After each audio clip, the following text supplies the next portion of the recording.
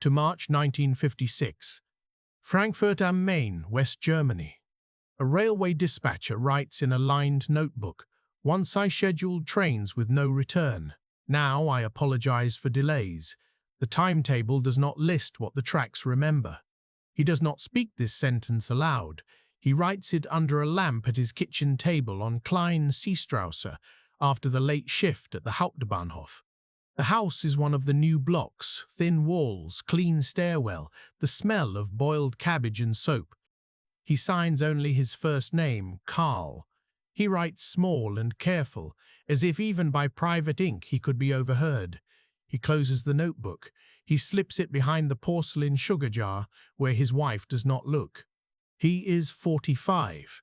He looks older. The arithmetic of lines and crossings taught him order. He learned it as a young clerk, then as a dispatcher for the Reichsbahn. He learned when a track can take one train, not two. He learned how paper can command steel. He learned how a stamp can send. To understand a man in 1956 West Germany, you go back to 1945. You count bricks before you count bills. You count absences before you count pardons. You count rails before you count cars. 8 May 1945. Kassel. The city is a map of open rooms. The war is officially over. The rubble does not end. The city was burned in October 1943. The raids left a skeleton of the old orangerie, a few facades. In May 1945, the ruins are already inhabited. People sleep in cellars. People cook in bathtubs set on bricks. People gather splinters of furniture under twisted tram wires. A street has no number. A family pins their name to a doorframe with a rusty nail. You can see it in photographs from the Bundesarchiv. Women with scarves tied hard on their heads, hands raw, moving bricks with short ropes and hooks. Trümmerfrauen, the historians called them later, the women of rubble. Their faces are narrow. Their teeth are bad. They laugh in some of the pictures. The camera freezes a private moment of relief in the ruins, but mostly they stoop and lift. A woman named Lotte writes in a diary from Kassel on 11 May, "We move stones all day to make a path. I dream of bread." The page is brown with age. Oh, the handwriting tilts. Allied troops have entered. In this city, the Americans. They arrive with jeeps, tanks, maps. They are tired and suspicious. They are also carrying chewing gum and cigarettes. They post orders in English and in bad German. Curfew at night. No gatherings of more than 5 people, weapons to be surrendered, Nazis to report themselves. This is a city where people do not yet know who is dead. An occupation report from OM-Gus, File Hesse, June 1945, population approximately 140,000. Housing destroyed in excess of 80%.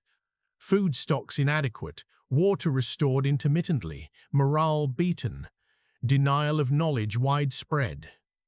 The report notes that public sentiment is passive, fearful, hungry.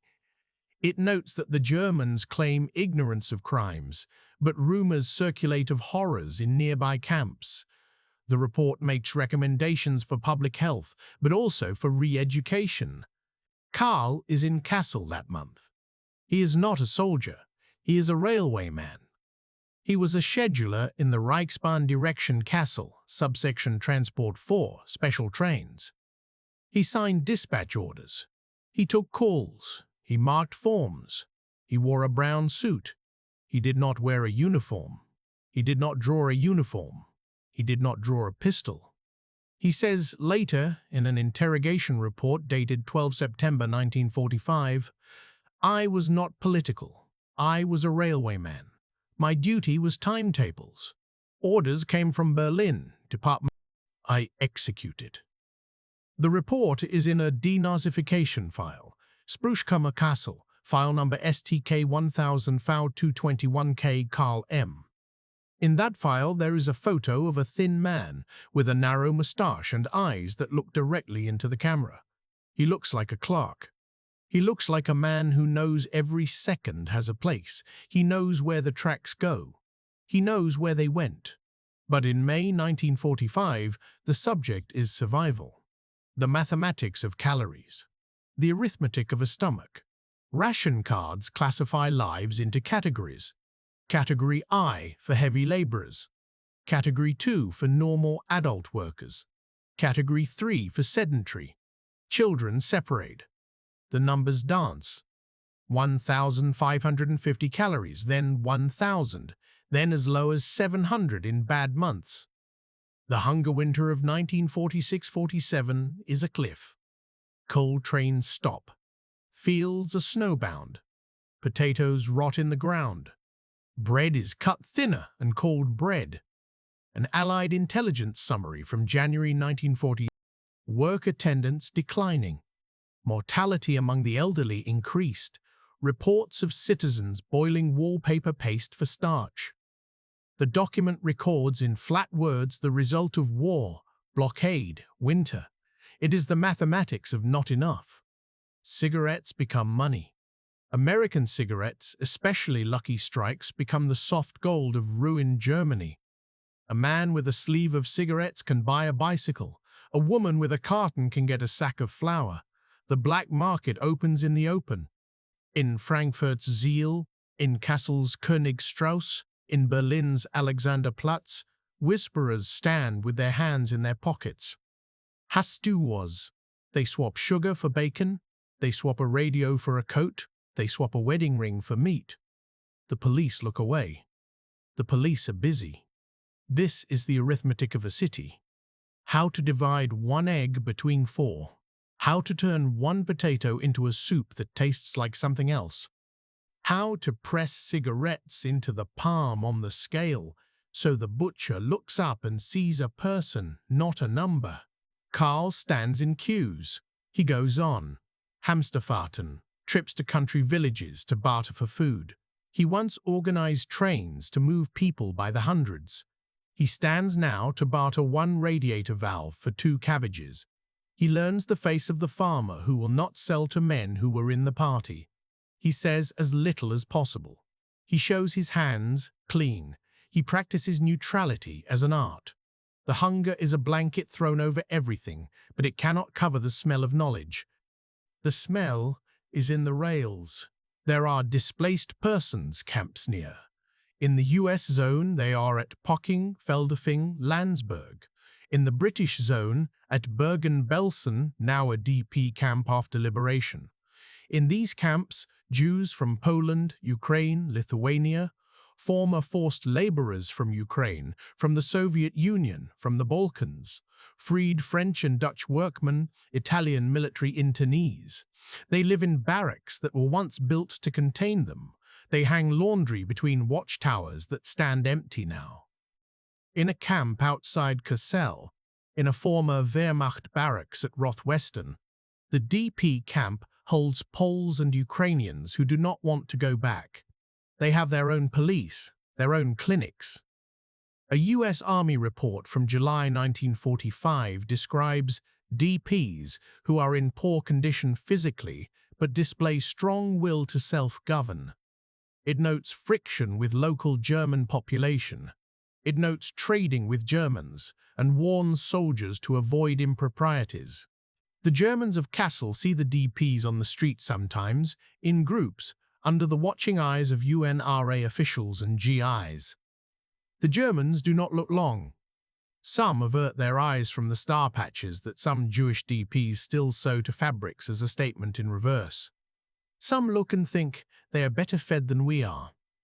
An oral history recorded in 1979 with a Kassel resident, Mrs. H., age 71 then, includes one sentence. They were laughing. We thought, how can they laugh? Then later I understood. They were alive. They were allowed to laugh. The tape whirs at that moment. The sound engineer clears his throat. The woman breathes out, and the tape catches it as a soft click. In April and May 1945, Allied units forced some German civilians to walk through the camps. They showed films in town halls. Death Mills, a US documentary, played to silent rooms. In Kassel, the town hall had a showing on 15 June. The attendance was recorded by an OMG US officer, approximately 450, mostly women. Manifestations of shock. Some restrict comment to Allied propaganda. Others weep. The mathematics of the image is unbearable. Numbers harden into bodies and then into ash. Those are not calculations, but facts. A train dispatcher does not see the cargo most days. He sees the code. Sonderzug, Bauzug, Truppentransport, Evakuierung. He sees the origin station and the destination. He sees the consist. He sees the requirement for locomotive class. He sees the time. He stamps. He calls. He plucks at the mesh of the network with his fingers, and the network trembles. Karl said in his later statement, "We were not told. We had code names. We believed it was resettlement." I could not imagine killing on that scale. He is not lying to the letter. He is trimming truth to shape. There is a mathematics of guilt. It is not resolved by a simple formula. It has weight that bends paper. Denazification begins with forms. In the US zone, the Fragebogen is 131 questions long. Name, birth date, party membership, positions held, organizations joined, SA, SS, NSFK, NSFK, DAF, NS Freundschaft. The names unroll like wire. Did you attend party meetings? Did you donate? Did you denounce? Did you profit? Every adult fills a stack. The line extends out the door of the town hall. The smell of sweat and ink mixes. People hold papers in both hands. They whisper advice. Say you were a Mitläufer, a follower. Say you were active only after 1942. Show you had children. Show you gave to the church. Then come the Spruchkammern, the denazification courts. The categories are 5. Hauptschuldig, major offenders. Belastet offenders. Minder belastet, lesser offenders. Mitläufer, followers.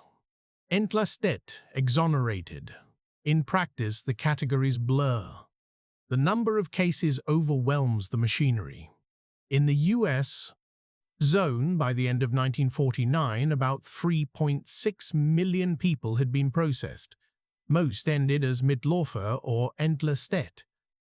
A small percentage, in the thousands, were classified as Hauptschuldig. Some were imprisoned, some lost property, many paid fines, many went back to work. The system needed stability. The economy needed workers. The schools needed teachers. The courts needed judges. The railways needed dispatchers. The mathematics of governance is not indifferent to the past, but it is allergic to paralysis. The calculus of the occupation authorities shifts. First severe, then practical. First severe, then practical. First purges, then exceptions. Policy documents from OMG use reflect this turn. A memorandum from General Lucius D. Clay in 1948 admits the limits. Perpetrators and followers mixed. We must identify leadership criminals. The rest we must make into Democrats by practice. Karl's file is thick and pale. His Fragebogen lists NSDAP member since May 1, 1937, a typical date for those who joined when membership reopened after a pause. He lists membership in the DAF, the Labour Front, compulsory. He lists employment with the Reichsbahn since 1929. He lists promotions in 1942 and 1943. He does not list working with the police. He writes, "I executed orders. I did not sign policy."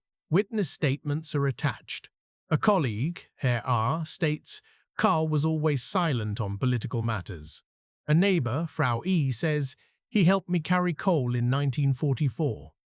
One anonymous letter writes, "He knew. The transports went at night. He was awake." The letter is unsigned, typed. The Spruchkammer hears him in October 1946. The Truschkammer hears him in October 1946. Did you know the destinations? The station names, yes. Did you know what awaited them? We heard rumors, but we had no proof. He bites his lip in the photo taken on that day. The paper does not record that. It records the sentence, minder belastete. He pays a fine. He loses his job for a while. He works in a salvage yard in 1947. He collects burnt wiring from bombed houses, scrapes the copper for sale. He wears gloves cut from old boots. He eats potatoes and nettles. He keeps his watch on a string around his neck because the glove cannot move the tiny crown anymore. He hears of others who were worse and became mitläufer in the papers by a lawyer's skill. He hears of others who were less and got stuck in court that took years. He is not imprisoned. He is not executed. He is one among hundreds of thousands whose guilt is deemed administratively tolerable. He goes home and stares at the blank wall where a wedding photo used to hang before the bomb. Meanwhile, the country moves masses within its borders. It is called the Vertreibung, the expulsion. From East Prussia, Silesia, the Sudetenland, from Pomerania, millions are pushed west. They carry what they can. They arrive by train. They arrive on foot. They arrive in carts. They arrive with nothing. The arithmetic of rooms becomes war by other means. A village in Hesse with 900 inhabitants receives 600 expellees in 1946. A house that had 3 tenants has 6. A family with a kitchen table that seated 4 now seats 8. The mother's hand writes on a margin of a newspaper, "We sleep in shifts." The local government issues a decree, housing requisitioned for displaced. The insult and the necessity meet. The locals call the arrivals Polacken, even if they are German. The arrivals call the locals Die Dummen vom Westen, the stupid ones who lost nothing, which is untrue and also a defense. The churches hand out clothes and counsel. The mayor reads instructions from the district office, typed and official, compliance required. Protest to be directed to this office, not to the arrivals. In Kassel in 1946, expellee trains come into a temporary platform because the station is a framework. A municipal report notes friction increased, incidents of theft alleged, shouting between groups. Another note from the police warns citizens not to insult displaced persons, while also recommending vigilance. The arithmetic of scarce bread adds numbers to every glare. A teacher in a small town near Kassel, in a letter to his brother dated 3 March 1947, writes, "The children of the refugees do not speak our dialect. They are teased. They punch back. In the yard today, a boy called another gypsy. We have no gypsies here. The insult is free-floating. It attaches to the nearest foreigner, and the new foreigners are our own people." The letter is stored in an archive, faded ink, the edges eaten a little by the air. The Allied occupation forces monitor all of this. Their reports are patient and repetitive. They track employment numbers, coal tonnage, grain shipments, disease outbreaks, arrests of former Nazis. They also track public sentiment. In a weekly intelligence summary, U.S. Zone 1724, January 1948, a sentence stands out. Germans express more fear of starving than of communism. They express more anger at Nazi leaders than at their neighbors. They express exhaustion. Exhaustion is an ideology made of absence. Then comes a hinge. The currency reform. 20. June 1948, in the Western zones. The Reichsmark dies, the Deutsche Mark arrives. People are allowed 40 new marks per person immediately. The shelves fill in 2 days. Goods that existed off books reappear. The black market collapses in weeks. A woman who sold a sweater for butter sees sweaters in a window and feels both relief and fury. She counts bills in her apron. The arithmetic of scarcity becomes the algebra of exchange. It is still thin. It feels like a gust of air in a sealed room. The Berlin airlift starts a day after because the Soviets block the road and rail to the western sectors of Berlin. Aircraft fly in coal, flour, milk. Tempelhof becomes a rhythm. The pilots drop candy in small parachutes for children. The children call the pilot the candy bomber. It is a story that fits in classrooms. It is true and incomplete. Everything is true and incomplete in this country now. The Marshall Plan ships cars and machines, but more importantly, it ships permission to hope. The European Recovery Program is a bureaucratic name. It means that new machines will be installed in Ruhr factories if men show up to shovel coal. It means that rails will be relayed with American spikes. It means that cement will set in the frames of houses that had been opened to the sky. It also means decisions about people. The Deutsche Bundesbahn is founded in 1949 in the West. The trains need dispatchers. The files on the desks have to move from denazified to approved. Karl gets a letter in 1950. It is an offer to return as a dispatcher in Frankfurt. The reason is unemotional. Experienced men are scarce. The new democracy rests on unspoken bargains. The bargain is that people who made the old trains move will make the new trains move. The bargain is that papers will define guilt in manageable ways, so that freight can be moved in crates instead of in announcements. Karl moves to Frankfurt. The station is both ruin and promise. The Hauptbahnhof's facade is scorched. The ironwork is whole. The platforms are a mess of splinters and new planks. The public address system crackles with a woman's voice trained to be soft. Zug nach Wiesbaden auf Gleis 114. Bitte zurückbleiben. A man in a peaked cap holds up a green disc. A train groans. The air smells like coal and hope, and something burned that is not yet gone. He sits at a desk with telephones in black bakelite.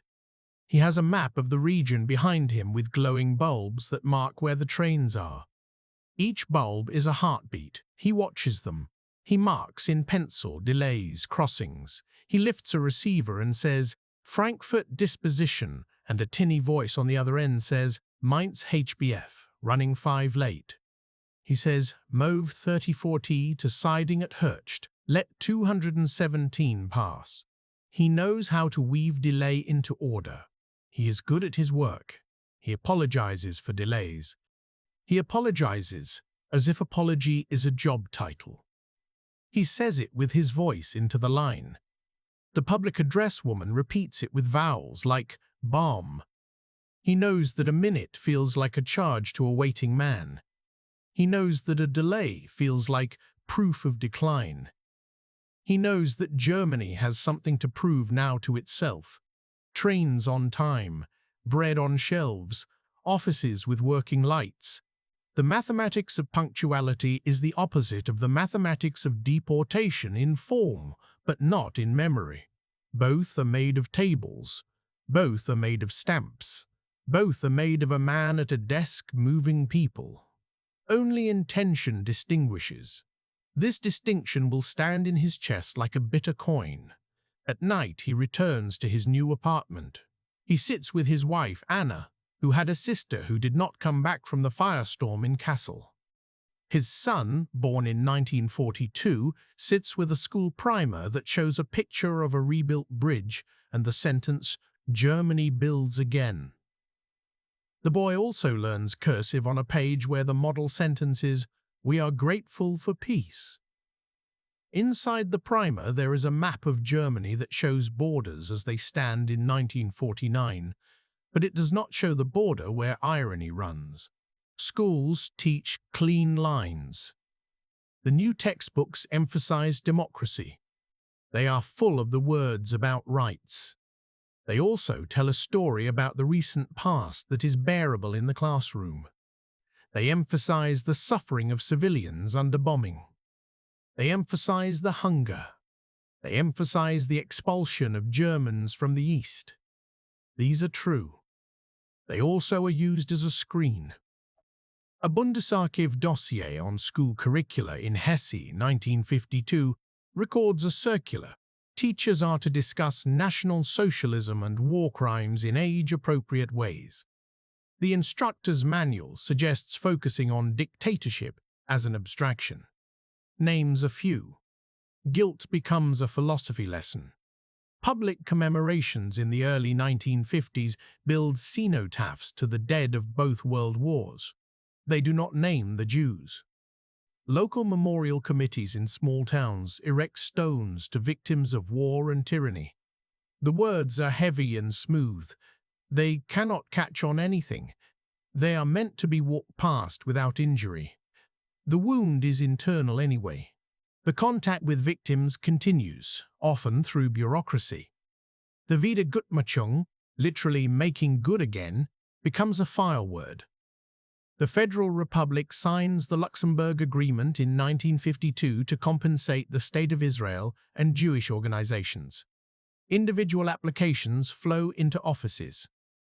In one such office, in Frankfurt, a clerk sorts claims from survivors who once lived down the block. The forms ask for documentation. They ask for proof of deportation. They ask for a list of losses, furniture, paintings, life.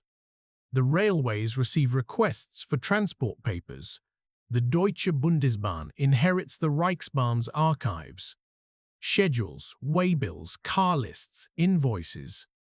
The archive in Minden has boxes of paper that smell like a wet cellar. In 1953, a letter arrives at Karl's office, forwarded from Minden. It is a request from a law office acting for a claimant in Tel Aviv.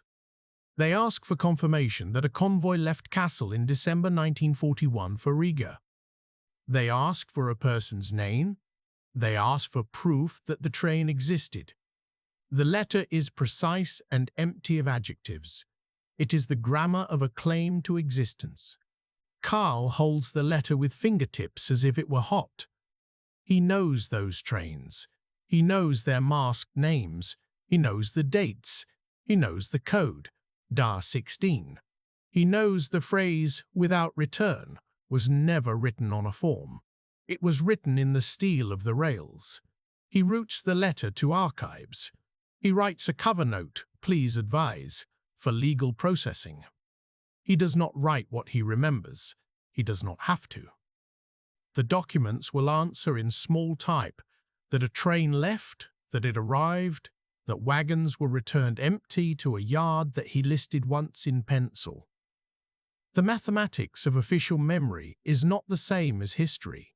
It is a ledger of existence.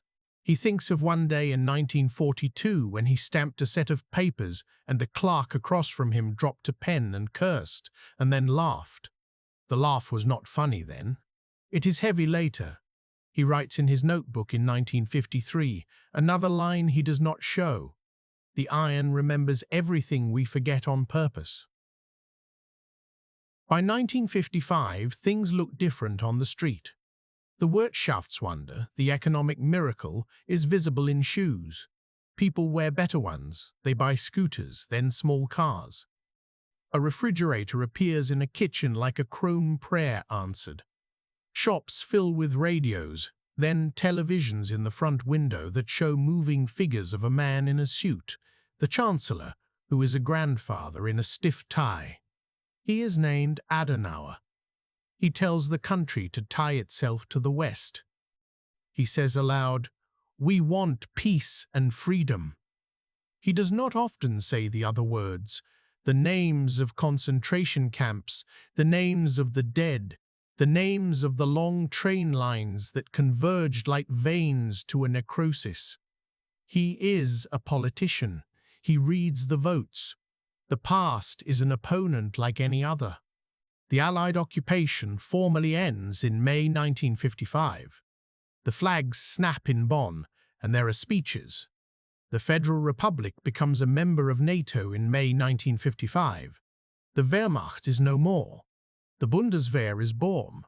The war, which had ended in 1945, ends again. Prisoners of war still return. The last from the Soviet Union arrive at platforms in 1955, eyes sunken and uniforms turned to rags. Women hold their faces and do not move when men step down. They wait a long second. The faces of those who wait and those who step are recorded in newsreels and in private memory.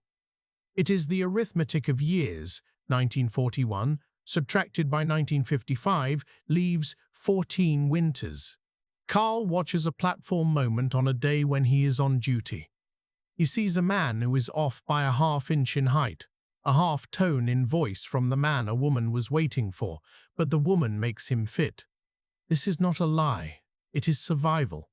The station tearfully accepts substitutions. The station is good at substitution. There is no pure space for morality in the schedule. There is only time. There is only the fact that people must move.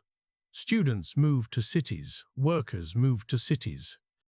Refugees move to apartments farther from the city because nearer are taken. The trains move them.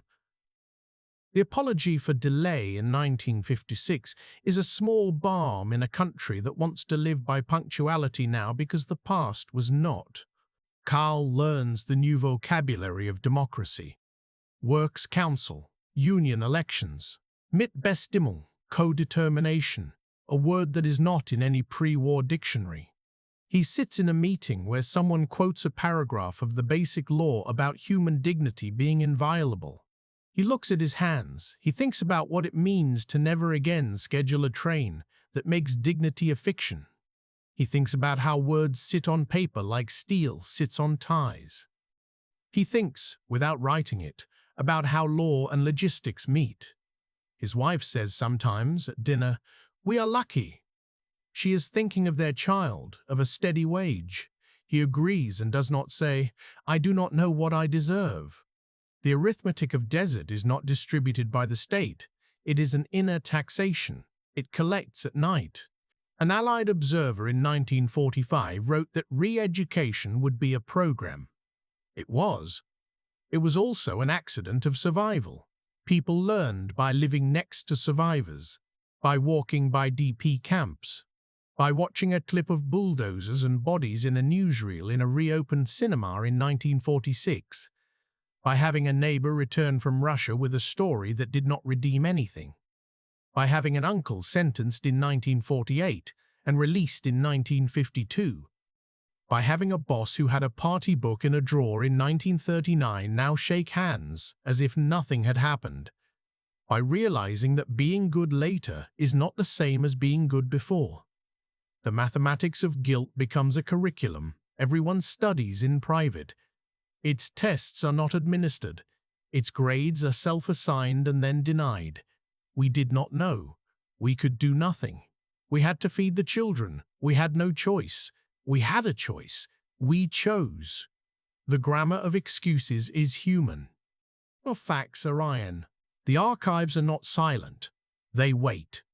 The Bundesarchiv begins to receive private donations of letters by the late 1950s. Some are from women who burned the originals and saved scraps. Some are from men who kept copies of orders in a tin box under a bed. A finding aid lists. Railway letters, 1941 to 1943. The archivist attaches a note, correspondence between Reichsbahn office and security police regarding scheduling of special transports, euphemistic. The catalogue is dry. It is not meant to be read aloud, it is meant to be found. Carl writes in his notebook in 1956 the line that cannot be spoken. He has seen, in a routine day, a young woman in an office down the hall crying over a restitution file because her father's name is in both sets of papers, as a policeman then and as a claimant now. He has heard the jokes in the break room about political correctness, not in the modern phrase but in the 1956 equivalents. Now we cannot even say, he has nodded and not laughed. He has gone home and taken a coin from his pocket, a 10-pfennig piece, and rubbed it in his palm until it warmed. Then he wrote, "The timetable does not list what the tracks remember." His career is, by external measures, correct. He has a cross on the wall from the bishop. He has a certificate of service from the Bundesbahn. He has a son who will apprentice as an electrician. He has no prison record. He has no public shame. He has private shame. He has the memory of a number that was substitute for a name. He has the memory of a night when a phone call said, late by 30, and he said hold 204, and then he walked home and told his wife he had indigestion. He has this now as a steady pressure on the sternum. The Cold War is the climate. It shapes daily plans. The East is now a separate country, the GDR, with its own Deutsche Reichsbahn, because the name sticks there. It keeps its own schedules. In 1953, an uprising of workers in East Berlin is crushed. In 1956, Hungary explodes and is crushed. West German newspapers fill with photographs of Soviet tanks. The West consolidates. The allies of liberation become the guarantors of freedom against another threat. The moral focus shifts outward. The inner moral business remains. Denazification ends officially in the early 1950s. The last Sprüchkammern close. Amnesty laws are passed. The 131 law of 1951 reintegrates former civil servants. Judges who judged in 1938 judge again. Teachers who taught in 1936 teach again. The mathematics of continuity is a function of necessity and choice. The function returns a value, stability. The value has a cost. The cost is paid by those who wanted a cleanse that did not happen. The cost is paid by those whose voices are not in the minutes of committees. A local newspaper in Frankfurt in 1956 runs a series on 10 years since the end. The first installment shows a picture of rubble and of the new department store. The text says, "We endured and rebuilt." It does not say, "We did and we endured and we rebuilt." The subject is survival. The predicate is missing. Karl's notebook pages for March of that year are a mixture. They have notes about a schedule change on the main Weser line. They have a shopping list, soap, flour, pencils for the boy. They have names, a Polish woman at the market who shouted at him. The note says, she said, "You." I did not answer. They have a small drawn set of parallel lines, then a cross drawn across them, then pink eraser smudges where he rubbed it out. On the next page, in a stronger hand, he writes, "What if my apology for delay is all the apology I am allowed?" There are oral histories collected in the 1970s in which men like Karl, but named, speak at last. We did not shoot. We were not at the ramp. We did not select. Those are facts and also defenses and also obstructions. The historian's job is to lay facts on paper, not to fix souls. The paper holds. Souls hang their own weights. There is also kindness. There is a story in a file in a synagogue archive in Frankfurt about a railway worker in 1941 who let a woman step down to use the toilet and walked her out the back. The woman wrote after the war, and the file keeps her letter. He made it ordinary. He said, "Come, come." He did not say hero words. He spoke as if any man would. Not every track runs one way. Lines branch. There were choices inside the machine. There were more non-choices than choices, but there were some. They do not absolve. They detail. The system did what it was designed to do. Railways are systems. They obey their own logic. The director of the Reichsbahn in one era wore a party pin. The director in a later era wears a tie with tiny locomotives on it. The machine moves for both. The moral mathematics is not inside pistons. It is in signatures. Karl is a single signature among millions. He is not the worst. He is not the best. He is the middle of the line, the mean. He is representative. He is singular. He is the man whose sentence opens this story and will close it. He is a man who in 1945 watched women with brick hooks making a road. He is a man who in 1947 took apart the scorched rails from a branch line to sell the metal for food. He is a man who in 1949 went to a church where the priest skipped a line in a sermon that would have been too much. He is a man who in 1950 put on a cap and a jacket and returned to the station. He is a man who in 1952 looked at a form that asked for evidence of a train and wrote, "See attached." He is a man who in 1956 wrote a sentence that he would show to no one. The country around him turned forward. The television flickers. The advertisements shift from soap to automobiles.